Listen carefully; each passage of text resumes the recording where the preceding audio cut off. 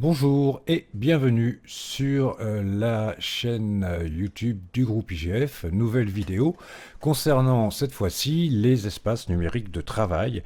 Cette vidéo est principalement destinée au DCG, mais elle peut très utilement être visionnée par un BTS CG ou bien évidemment un BTS SEO.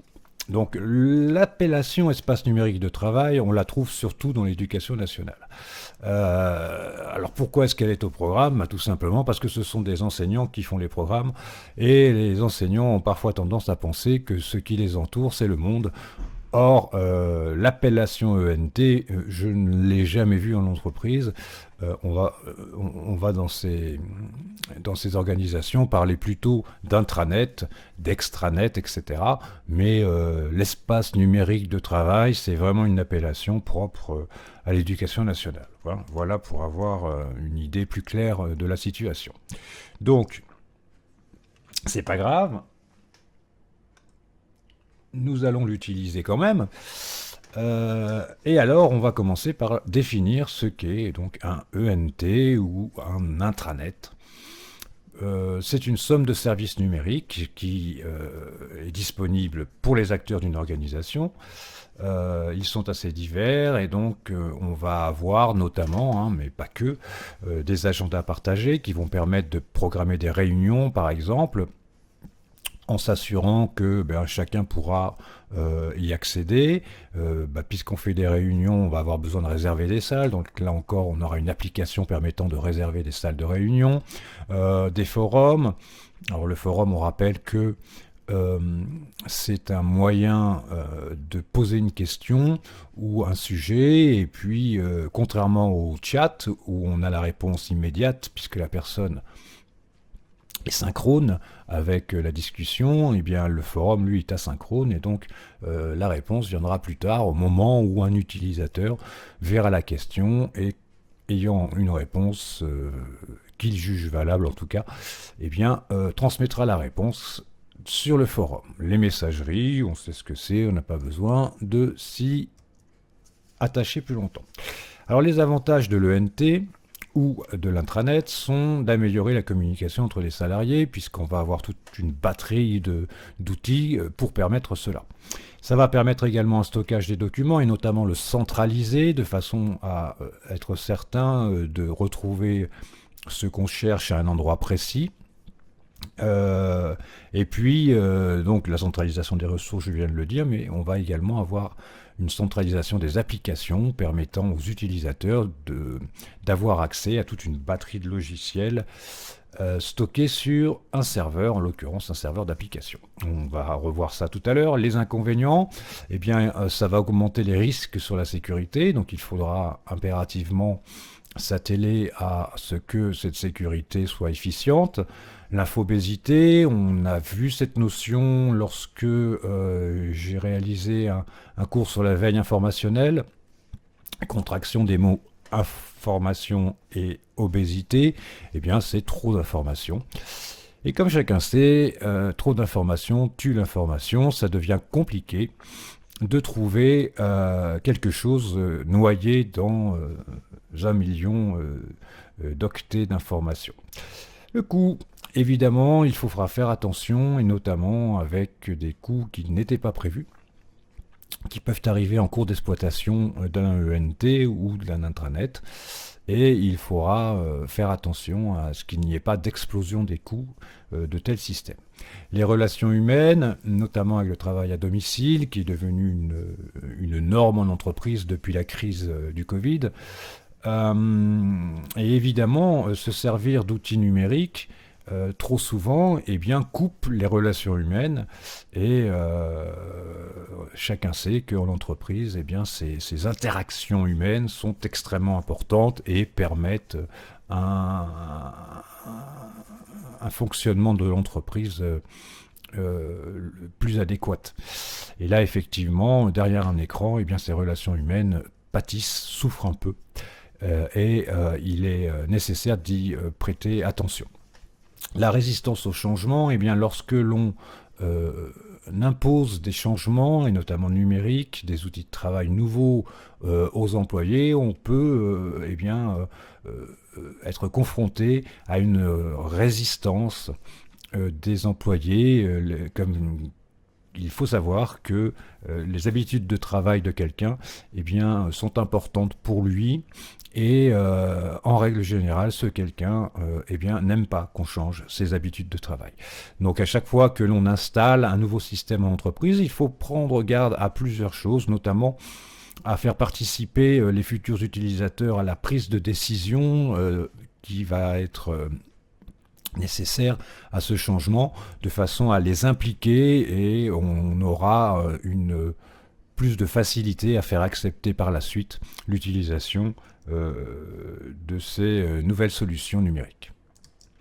Alors, quel matériel faut-il pour accéder à un ENT ? Il y en a plusieurs, évidemment. Le premier, c'est le poste de travail, c'est le PC tout simplement de la personne. Il est normalement connecté au réseau par voie filaire et non pas Wi-Fi.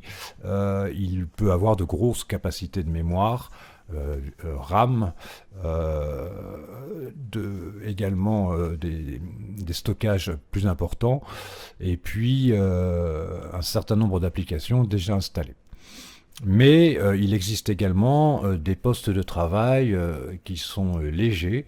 Alors on entend par léger, eh bien il n'y a pas grand-chose d'installé sur lui, car il va aller se connecter à un bureau à distance et avoir accès eh bien, à toute une série d'applications qui sont sur le serveur, sans qu'on ait besoin d'avoir installé ces applications sur le poste en question.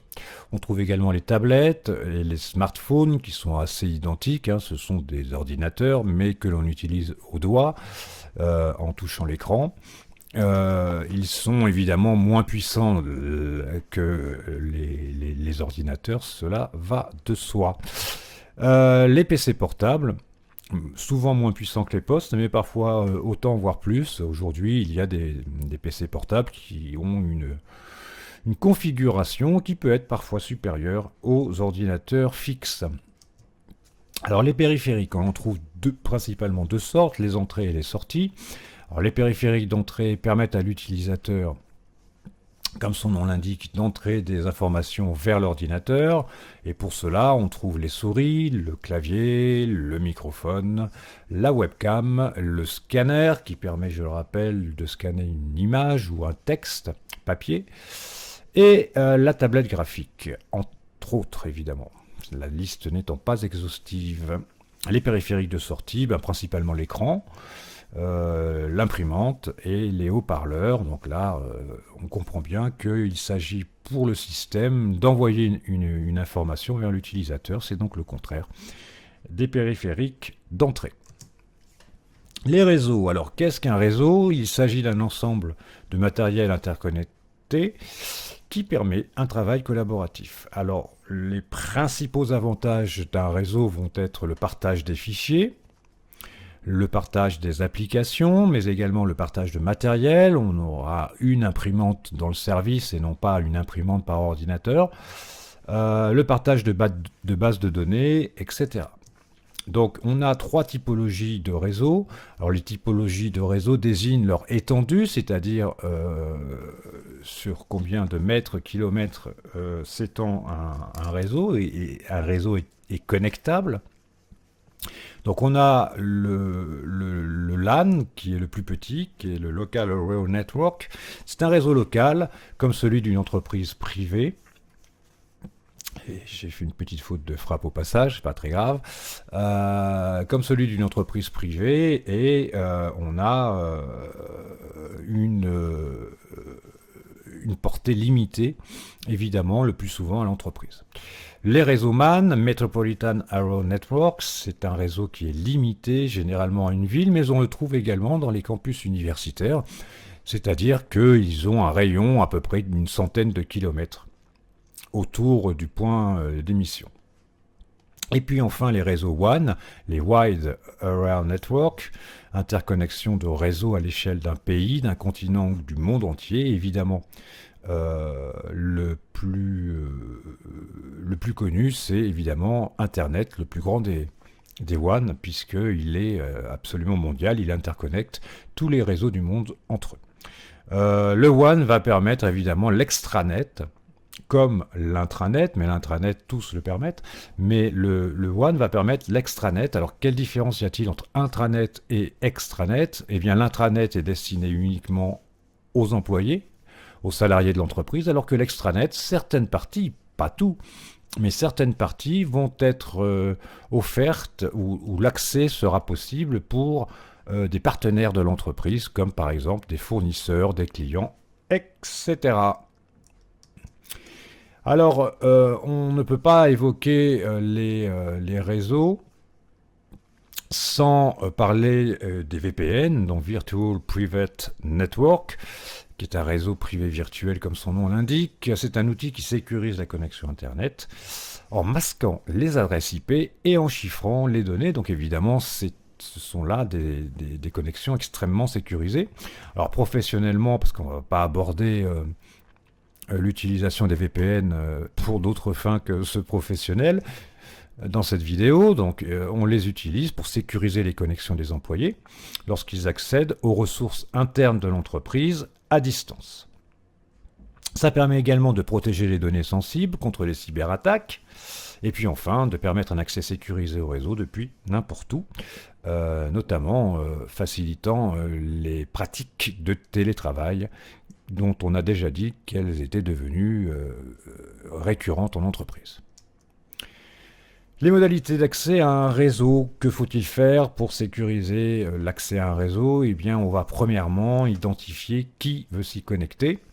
On va utiliser un identifiant unique, c'est un nom d'utilisateur connu par le réseau et le système d'authentification.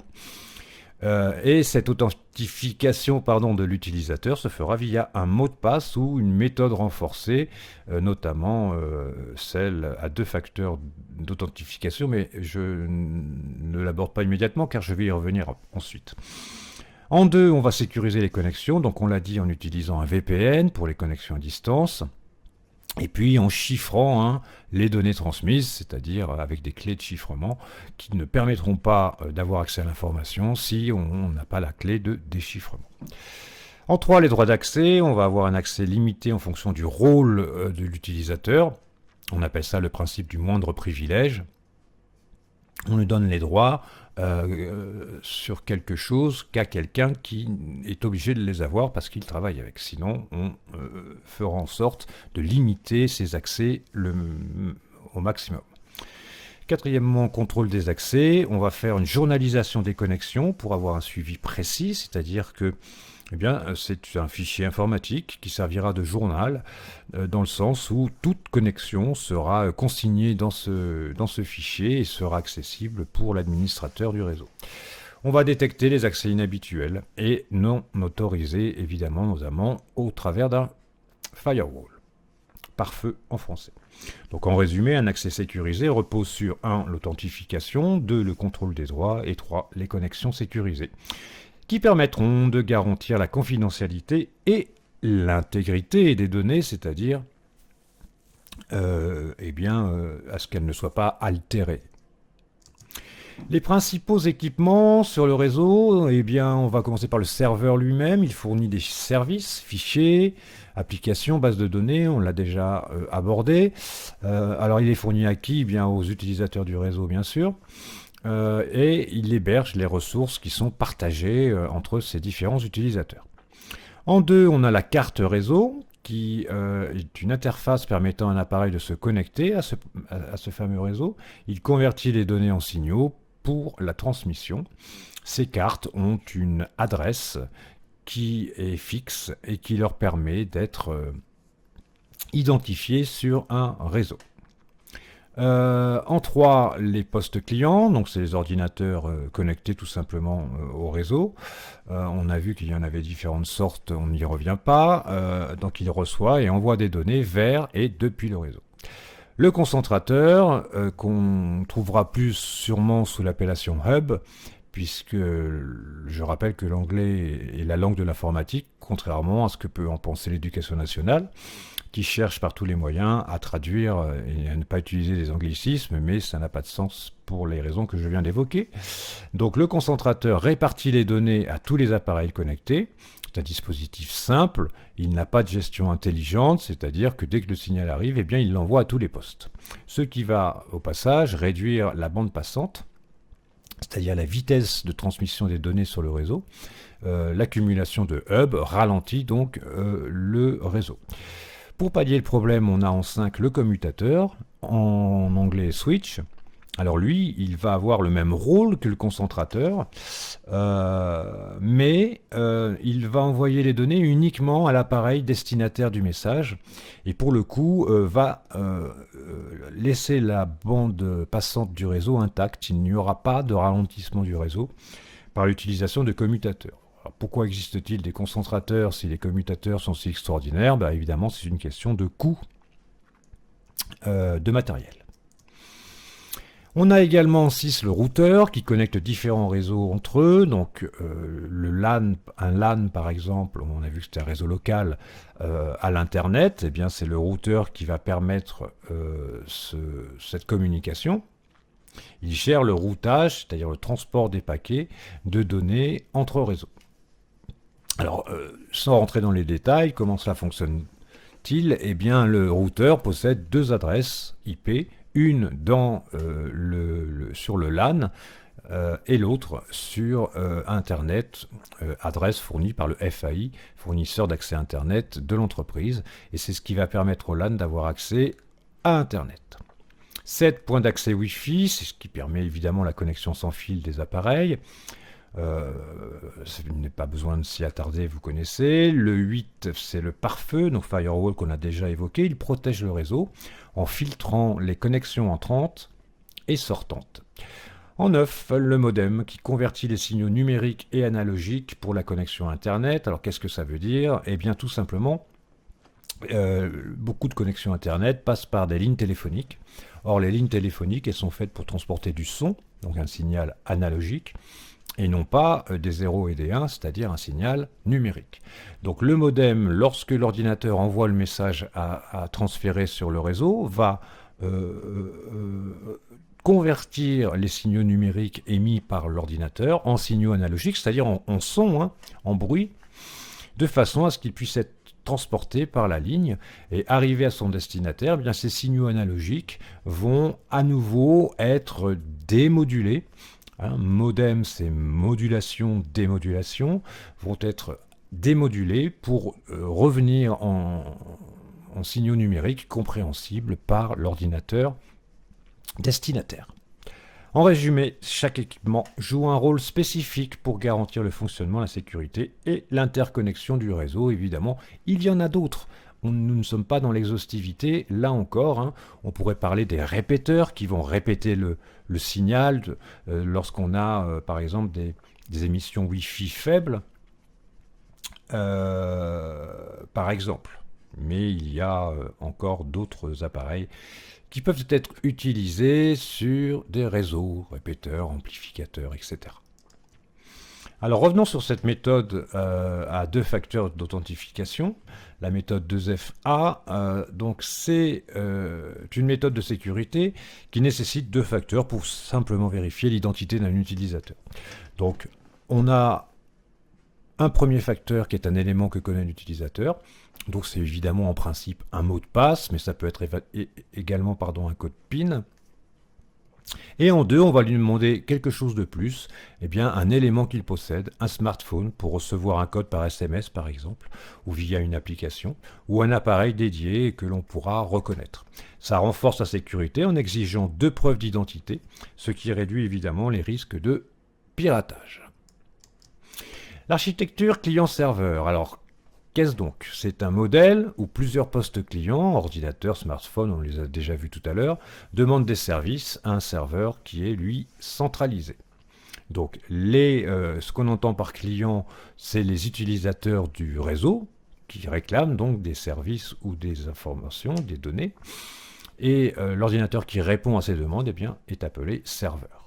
Comme dans un café, l'analogie est celle-ci. Alors en 2, comment ça fonctionne? Le client envoie des demandes, accès à des fichiers ou à des applications logicielles, et le serveur répond à ces demandes en fournissant les demandes ou les services demandés. en fournissant les données, pardon, ou les services demandés. Alors, on va donner un exemple concret, un logiciel de comptabilité en réseau. Les utilisateurs, donc, qui sont les clients, se connectent pour consulter ou modifier des données, et puis le serveur central, lui, va stocker et gérer ces données de façon à les rendre accessibles au plus grand nombre de clients possible. Quels sont les avantages? On a une centralisation des données, on l'a déjà dit, mais c'est extrêmement important. Les données sont regroupées sur le serveur, ce qui simplifie évidemment la gestion de ces données. En sécurisation, eh bien, les sauvegardes et les contrôles sont effectués au niveau du serveur, donc ça simplifie la sécurité quand même, puisqu'on n'a que le serveur à réellement sécuriser pour protéger les données. Au lieu de sécuriser l'ensemble des postes sur lesquels seraient disséminées les données comme ce pouvait être dans le temps. Efficacité, plusieurs utilisateurs accèdent simultanément aux mêmes ressources et peuvent même les modifier à plusieurs. En résumé, l'architecture client-serveur est idéale pour partager des ressources et collaborer efficacement au sein d'une organisation. Alors, quel type de serveur on trouve? Alors, il faut savoir que serveur, dans l'esprit, on pense à un ordinateur. En réalité, un ordinateur peut contenir plusieurs serveurs. Ce sont des applications, les serveurs. Ce qu'on appelle le serveur, c'est l'ordinateur qui va héberger toutes ces applications et qui est en principe des machines plus importantes, plus massives que les ordinateurs personnels. Alors, on peut trouver des serveurs de fichiers, donc ils stockent et partagent les fichiers entre les utilisateurs, des documents, des images, des bases de données comptables, etc. En deux, on a les serveurs d'application, ils hébergent des logiciels accessibles à distance, comme des logiciels de gestion comptable ou des ERP, en français PGI, Enterprise Resource Planning, et PGI, logiciel de gestion intégré. En 3, les serveurs web qui gèrent et diffusent les sites web, des portails d'entreprise ou plateformes de facturation en ligne, etc. En 4, les serveurs de messagerie, on voit, reçoit et stocke les emails, exemple les comptes de messagerie professionnels comme Outlook, Exchange, etc. En 5, les serveurs d'impression qui permettent de gérer et partager les imprimantes du réseau. Imprimantes partagées pour les factures et rapports, par exemple. En 6, les serveurs de base de données qui stockent et gèrent les données structurées, par exemple la gestion des clients, fournisseurs ou transactions comptables. Alors, on trouve des protocoles sur les réseaux. Donc, les protocoles, ce sont des langages qui vont permettre de réaliser des services. Alors, il y en a beaucoup, évidemment. On va pas du tout les voir dans leur intégralité, simplement prendre conscience de quelques-uns d'entre eux. Par exemple, le protocole FTP, File Transfer Protocol, donc comme son nom l'indique, il permet de transférer des fichiers. Entre ordinateurs, il est utilisé pour envoyer ou récupérer des documents sur un serveur. Il faut savoir que, par exemple, par mail, on peut fournir des fichiers, on appelle ça des pièces jointes, mais on est limité sur Microsoft, Outlook, je crois qu'on est à 20 mégaoctets à vérifier, mais voilà, une pièce jointe qui dépasserait 20 mégaoctets, vous ne pouvez pas l'envoyer par mail, donc on va utiliser à ce moment-là le protocole FTP qui va permettre d'échanger ces fichiers volumineux. SMTP, Simple Mail Transfer Protocol, vous l'utilisez tout le temps puisque c'est celui qui sert à envoyer des mails. Transfert des messages d'un client de messagerie Outlook au serveur, par exemple. Le DHCP, Dynamic Host Configuration Protocol, qui attribue automatiquement des adresses IP aux appareils sur le réseau. C'est-à-dire que si j'ai un ordinateur portable, par exemple, il me suffit de le connecter via une prise au réseau informatique et le système DHCP, le protocole DHCP, va, dans un premier temps, se rendre compte de la présence de l'appareil et lui attribuer une adresse IP lui permettant de communiquer sur le réseau. Sans adresse IP sur un réseau, on ne peut pas communiquer. Donc DHCP, il facilite la connexion sans configuration manuelle. On n'a pas besoin qu'il y ait, l'administrateur qui configure le nouvel appareil. Le protocole s'en chargera lui-même. Le protocole DNS en 4, Domain Name Service, il convertit les noms de domaine, par exemple www.example.com, qui serait un site, en adresse IP compréhensible par les machines. Et ce qui il fait dans un sens, il le fait dans l'autre. Également, bien sûr. Il permet évidemment une navigation web intuitive, car sans lui, il faudrait, pour rejoindre un site internet, par exemple, eh bien, non pas taper son nom de domaine, mais son adresse IP, ce qui compliquerait singulièrement les choses, évidemment. HTTP et HTTPS, qui est son pendant sécurisé, Hypertext Transfer Protocol, permet de consulter des pages web tout simplement. HTTP, elles ne sont pas sécurisées, pardon. HTTPS, elles sont sécurisées, comme par exemple les pages de paiement sur les sites commerciaux. Les enjeux et caractéristiques du stockage de données. Donc évidemment, tout ça va générer des données qu'il va falloir stocker. Donc on va avoir plusieurs enjeux. L'enjeu de sécurité, il faut protéger les données sensibles contre les cyberattaques et puis même les pertes. Un disque dur qui meurt, par exemple, ne vous envoie pas un mail pour vous prévenir, et donc il faut anticiper ces pannes en ayant fait évidemment des copies de sauvegarde des données qu'il contient.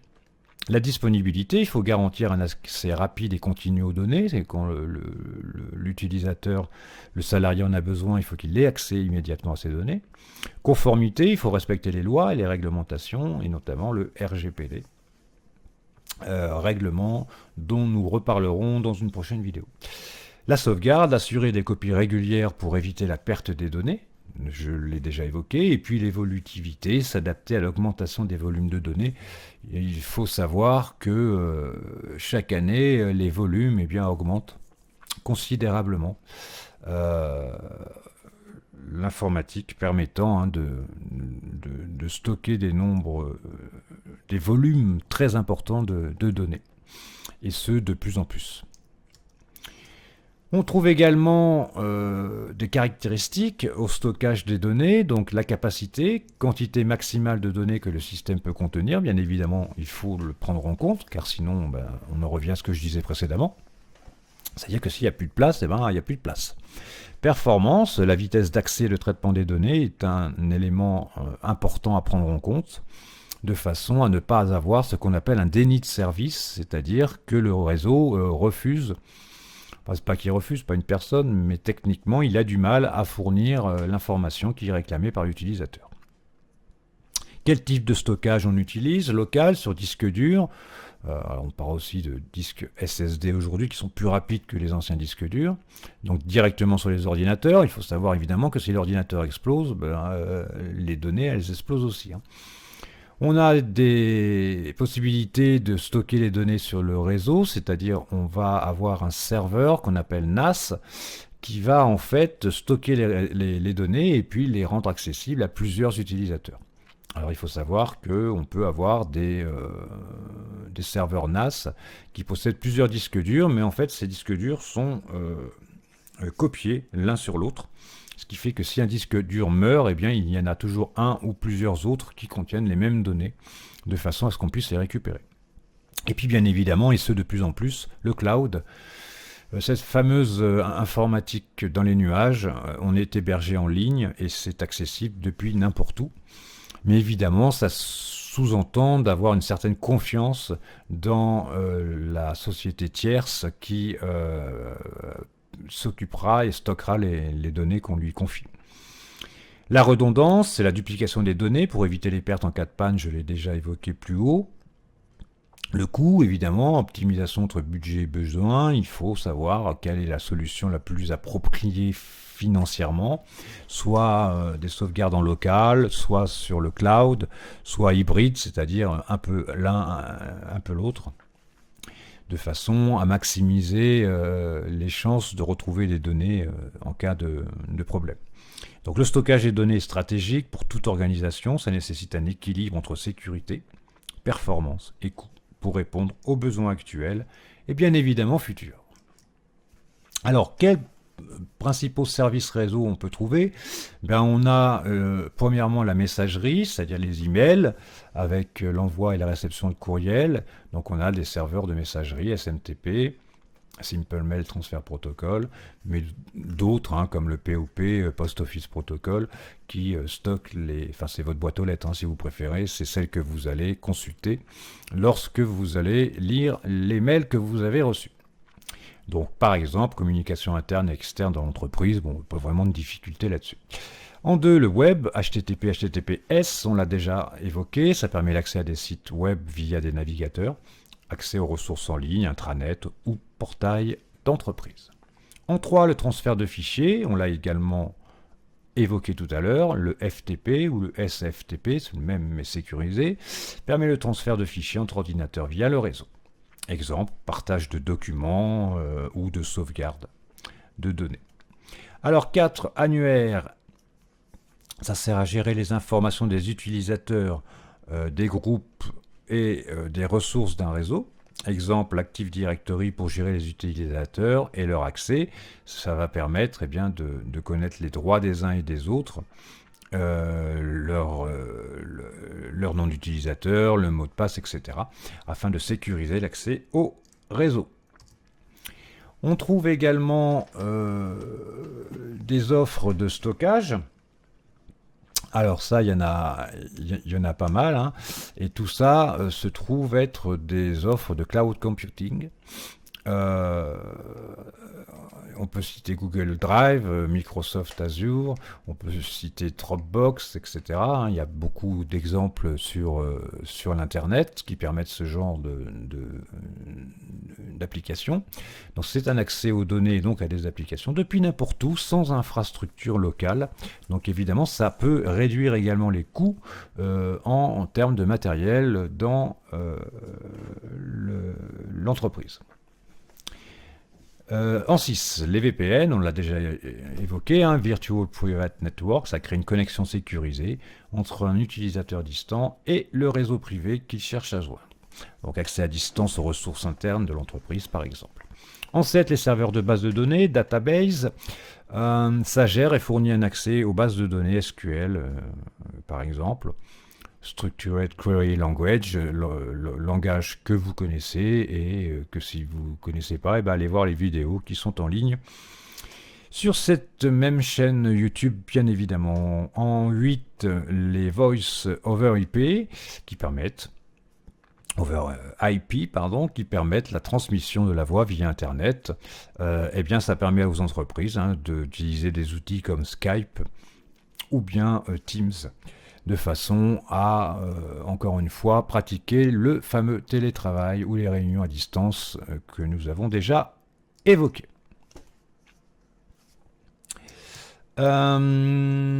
Alors, exercice corrigé.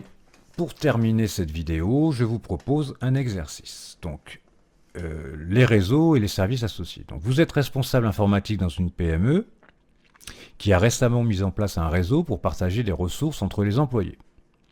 Vous devez maintenant organiser les services réseau nécessaires et assurer une bonne gestion des équipements. Donc voici les 5 questions auxquelles il vous faut répondre. Premièrement, identifier les équipements réseau. Quelle est la fonction d'un commutateur, switch, dans un réseau? Deuxièmement, à quoi sert un serveur de fichiers? Deuxièmement, protocole de communication. Quel protocole est utilisé pour l'envoi d'emails? Et en 2, quel protocole est utilisé pour transférer des fichiers d'un ordinateur à un autre dans un réseau? En 3, sécurisation du réseau. Qu'est-ce qu'un VPN et quelle est son utilité dans un réseau d'entreprise? En 4, service réseau. Quel est l'intérêt d'utiliser un serveur web dans une organisation? Et puis en 5, cloud computing, expliquer l'utilité du cloud computing pour une PME. Vous appuyez sur pause et puis vous revenez et on corrige pour clôturer cette vidéo.